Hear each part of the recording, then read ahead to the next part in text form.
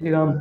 आज हम सभी लोग एकादशी के बारे में, उसके पूजन के बारे में, उसके विधि के बारे में, उसके महात्म्य के बारे में चर्चा करेंगे। एकादशी व्रत महीने में 2 बार होता है, एक बार शुक्ल पक्ष, एक बार कृष्ण पक्ष।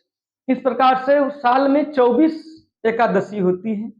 जो व्यक्ति इन 24 एकादशियों को नहीं उपवास रह पाते हैं, उनके लिए ज्येष्ठ मास में जो शुक्ल पक्ष में जो एकादशी होती है, जिसे अपरा एकादशी कहा जाता है, निर्जला एकादशी, और बहुत सारे लोग भीमसेनी एकादशी के नाम से जानते हैं। उस दिन व्रत को रह करके पूरे 24 एकादशी के फल को प्राप्त कर लेते हैं। इस वर्ष सन 2024 में यह निर्जला एकादशी व्रत 17 तारीख दिन सोमवार सुबह 4:43 पर है तथा एकादशी समाप्त हो रही है अगले दिन 18 तारीख दिन मंगलवार सुबह 6:24 पर। ऐसे में दोनों ही दिन सूर्योदय में अर्थात उदया तिथि में एकादशी पड़ रही है। बहुत सारे लोग कंफ्यूज हो रहे हैं कि 17 को एकादशी का व्रत करें कि 18 को करें, क्योंकि दोनों ही तिथियों में सूर्योदय हो रहा है। इसमें शास्त्रों में ऐसी मान्यता है कि जो 17 तारीख को एकादशी का व्रत है वह 10वीं वेदी एकादशी है, और जो 18 तारीख का जो व्रत है वह द्वादशी वेदी एकादशी है। इसलिए जो द्वादशी युक्त एकादशी है वह सर्वश्रेष्ठ एकादशी मानी जाती है। उसी दिन व्रत को करना चाहिए, और इसलिए 18 तारीख को ही एकादशी का व्रत किया जाना है। वही उसी ही दिन यह श्रेष्ठ है।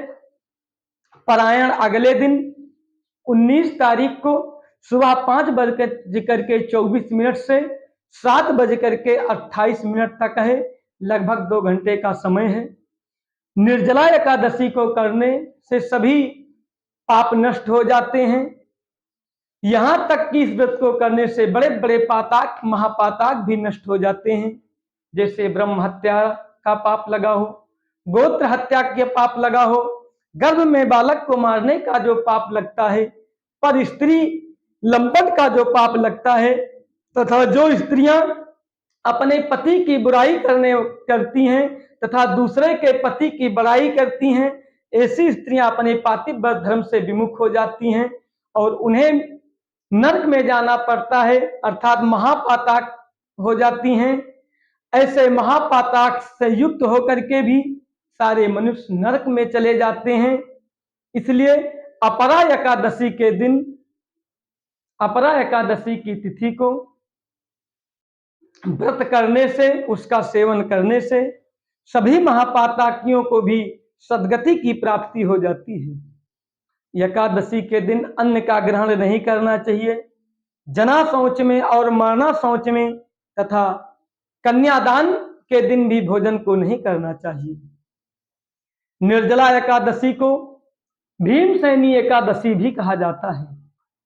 व्यास जी से जब भीमसेन ने कहा कि हे पितामह, मैं वर्ष भर में केवल एक ही व्रत को कर सकता हूं, मुझे ऐसा कुछ उपाय बताइए कि जिससे मैं पूरे वर्ष में एक व्रत करूं एकादशी का, और हमें सारे एकादशियों के व्रत के फल मिल जाएं, क्योंकि मेरे उदर में, मेरे पेट में वृक नामक अग्नि सदा प्रज्वलित रहती है। जब मैं अधिक खाता हूं तभी मेरी यह अग्नि शांत होती है। इसलिए हे महामुन, वर्ष भर में केवल एक ही उपवास कर सकता हूं। तभी व्यास जी ने कहा कि जो ज्येष्ठ मास में शुक्ल पक्ष में जो एकादशी आती है, निर्जला एकादशी, उसी निर्जला एकादशी को तुम व्रत करो, और उस व्रत को करने से तुम्हें सारी एकादशियों के फल की प्राप्ति हो जाएगी। एकादशी वाले दिन केवल कुल्ला करें या आचमन करके मुख में जल डाल सकते हैं, अर्थात उसका कुल्ला कर सकते हैं, और किसी भी प्रकार का जल मुख में डालने से व्रत भंग हो जाता है। पूरे दिन सुबह उठ करके धूप दीप प्रसाद से भगवान वामन का, भगवान विष्णु का पूजन करें, भगवान का उत्सव करें और भगवान का कीर्तन करें। व्रत करने के लिए पहले घड़े को बनाएं, कलश को बनाएं, उसमें भगवान विष्णु का आवाहन करें। आवाहन को करके अर्थात उस घड़े को ही भगवान विष्णु का प्रतीक माने। उसी घड़े के सामने बैठ करके भगवान विष्णु के नाम का संकीर्तन करें या भगवान वामन का संकीर्तन करें और व्रत को पूरी निष्ठा के साथ करें।